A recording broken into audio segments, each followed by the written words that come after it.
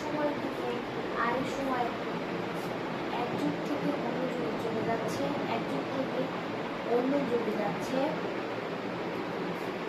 দেখতে চাই, জানতে চাই বীরদের সম্পর্কে। কেন লাখ লাখ বীর শহীদ হচ্ছে,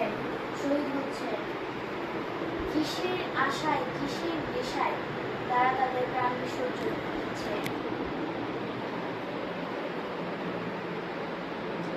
আমি আরো জানতে চাই